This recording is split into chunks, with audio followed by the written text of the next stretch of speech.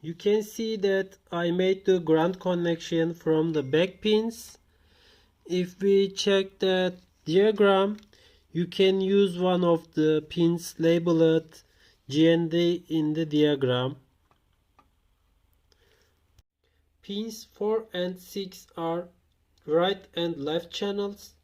You can cut wires 4 and 6 of the flex cable and connect your aux cable directly to complete the process. Okay guys, after making the connection, we install the CD player and insert a CD containing music in working track format.